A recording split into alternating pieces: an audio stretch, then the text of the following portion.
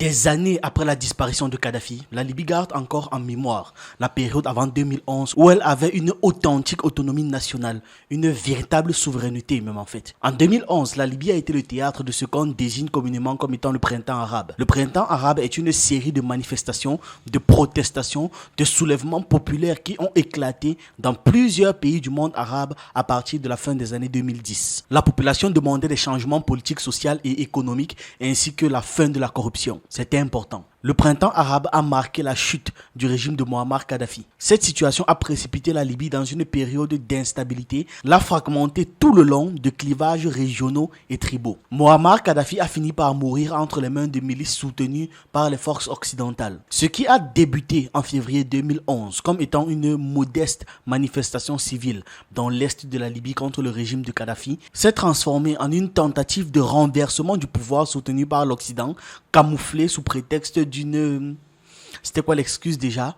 Protection civile, entraînant ainsi une intervention militaire de l'OTAN, une intervention très corsée. Sous la pression des États-Unis, de l'Angleterre et de la France, le Conseil de sécurité des Nations Unies a adopté la résolution 1973. La résolution 1973 du Conseil de sécurité des Nations Unies était une décision prise en 2011 pour autoriser une intervention internationale en Libye, ce qui a ouvert la voie à l'utilisation de la force contre la Libye, motivée principalement par le désir que l'Occident avait de destituer Kadhafi et de lui voler toutes ses richesses. Le reste de l'histoire est connu. Ils ont dit aux Libyens qu'ils allaient avoir la prospérité, la démocratie et que tout ça a été à portée de main. Mais c'est seulement quand Kadhafi a disparu que la partie de la population qui soutenait l'Occident a réalisé qu'en fait la Libye était partie avec Kadhafi. On fait un voyage dans le temps, revenons dans le présent.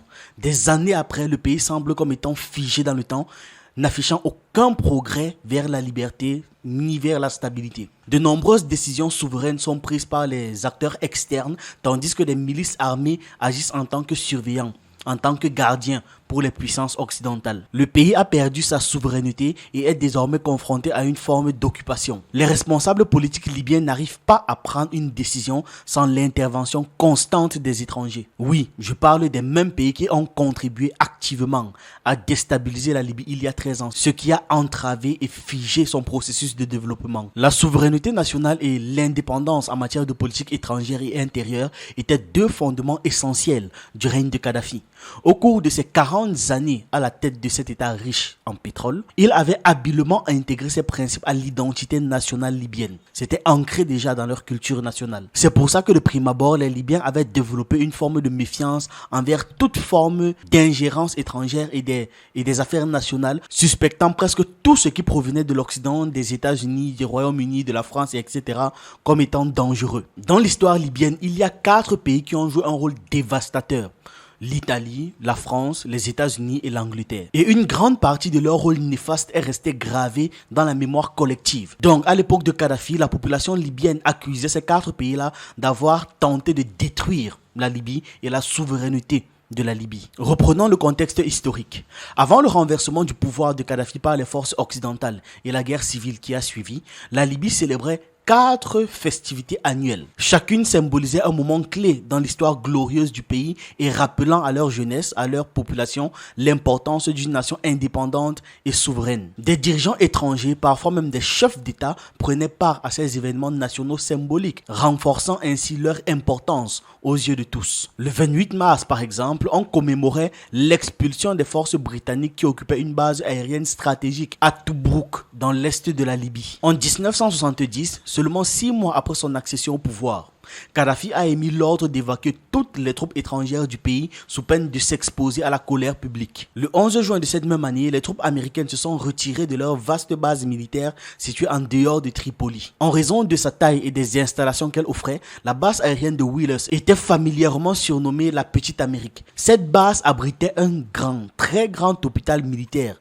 en dehors des États-Unis, un cinéma multiplex, une piste de bowling et même un lycée. Dites-vous qu'à son apogée, la base s'étendait sur environ 50 km² le long de la côte méditerranéenne et l'accès en était interdit aux Libyens. Wheelers avait environ 15 000 militaires et leurs familles qui y habitaient. Les pilotes bénéficiaient de 5 champs de tir à proximité d'Al-Watiya. C'est une zone dans le désert libyen. Aujourd'hui, Wheelers a été réaménagé et est devenu l'aéroport de Mitiga. Jusqu'en 2011, la Libye observait traditionnellement la fête du 7 octobre, commémorant l'expulsion d'environ 20 000 colons italiens en 1970. Ces colons symbolisaient l'aspect civil de l'occupation italienne de la Libye qui avait débuté en 1911. À une époque, ces colons possédaient ou contrôlaient l'ensemble du commerce des produits principaux, des ateliers de réparation et des petits moulins. Dans l'est de la Libye, ils détenaient les terres les plus fertiles où les Libyens étaient essentiellement une main-d'œuvre bon marché. La majorité d'entre eux étaient rémunérés en nature avec de la nourriture et un logement sans percevoir d'argent, tandis que les colons possédaient des ateliers artisanaux dans lesquels ils employaient des artisans locaux mais ne leur versaient aucun salaire ou un salaire dérisoire. Les secteurs bancaires et pétroliers ont suivi le même destin que les bases militaires étrangères. Jusqu'en 1969, avant la révolution de Kadhafi, les Britanniques et les Italiens prédominaient dans le secteur bancaire. À partir de 1970, toutes les banques nationales ont été nationalisées. Le même modèle a été appliqué à l'industrie pétrolière. Toutes les entreprises opérant dans ce secteur en Libye ont été rebaptisées avec des noms arabes. En 1973, une nouvelle loi pétrolière a été promulguée, nationalisant la majeure partie de l'exploitation, de la production et de l'exportation de pétrole. Le régime précédent, celui qu'on a aujourd'hui, s'est efforcé de rappeler aux Libyens leur histoire glorieuse de lutte contre les puissances coloniales qui avaient envahi le pays, en particulier la colonisation italienne qui a entraîné la perte de près d'un demi-million de vies libyens entre 1911 et 1943. Après des années de pression et de négociations, la Libye a accompli ce que peu de pays qui ont été colonisés ont réussi à faire. Contraindre l'Italie à présenter ses excuses pour sa brutalité coloniale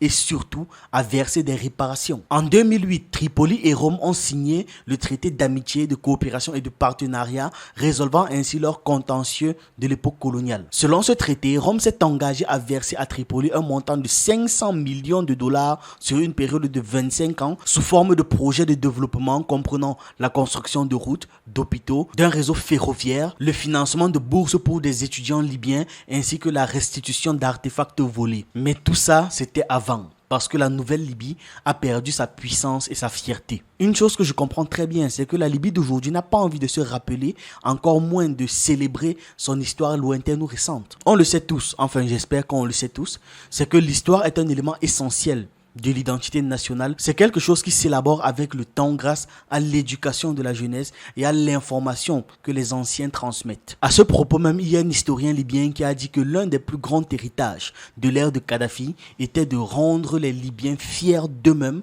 en honorant les événements nationaux du passé. Depuis octobre 2011, pas une seule commémoration ou célébration n'a eu lieu dans le pays. Pire encore, la politique libyenne, y compris les affaires économiques, est gérée par des pays étrangers ou encore leurs surveillants locaux. Je fais référence à des milices. La Libye de nos jours compte plus de 20 000 soldats, mercenaires et groupes armés étrangers qui soutiennent différentes factions locales, se livrant ainsi à des conflits pour le pouvoir et l'influence. Comment est-ce que la Libye en est venue à accueillir des troupes étrangères des décennies après les avoir chassées? C'est une question légitime que l'on doit se poser. La présence de forces étrangères dans les bases militaires de Misrata, Benghazi, Al-Watiya au sud-ouest de Tripoli et d'autres endroits énerve la majorité des Libyens qui la perçoivent comme une forme d'occupation. Leur pays est sous une forme d'occupation, on ne peut pas le dire autrement, tant sur le point militaire que sur le point politique. Les élections initialement prévues pour 2021 ont été reportées indéfiniment car les ambassadeurs des États-Unis et du Royaume-Uni s'opposaient à la tenue des élections avec Saïf al-Islam Kadhafi, qui est le fils de Muammar Kadhafi et qui était le favori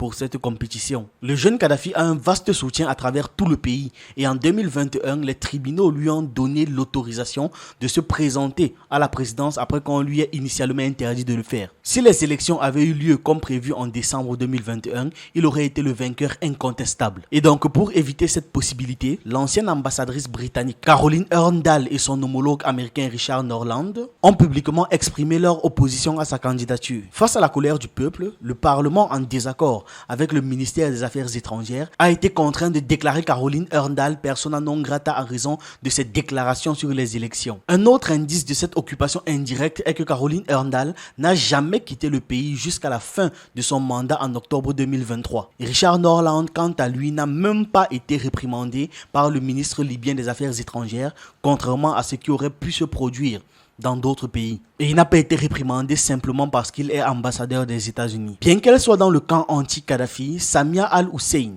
a mentionné une réunion secrète récemment révélée entre l'ancienne ministre des Affaires étrangères Nadia Al-Mangouche, actuellement en fuite, et son homologue israélien. Cette rencontre aurait eu lieu à Rome en août dernier. Et donc cette rencontre soulève une question. En quoi est-ce que cette normalisation de la situation sert les intérêts des Libyens et pourquoi un responsable libyen envisage-t-il de rencontrer un représentant de l'État sioniste sinon pour obtenir un ordre reçu de l'extérieur? Parce que oui, les responsables libyens reçoivent des ordres de l'extérieur et agissent contre la volonté du peuple. Ça, on le connaît bien, c'est le même schéma dans trop de pays en Afrique. Maintenant, au vu de tout ce qui a été présenté, si ce n'est pas une occupation, qu'est-ce que c'est? Si ceux qui dirigent votre pays reçoivent les ordres de l'extérieur, s'il y a des corps extrêmement armés sur votre territoire et que ce sont eux qui font la pluie et le beau temps, qu'est-ce que c'est? C'est une occupation. Une chose est vraie, c'est qu'à l'instant même où Kadhafi est mort, la Libye est morte avec lui. Et ça, c'est une vérité triste à admettre. Dites-moi ce que vous en pensez en commentaire et on se retrouve dans une prochaine vidéo.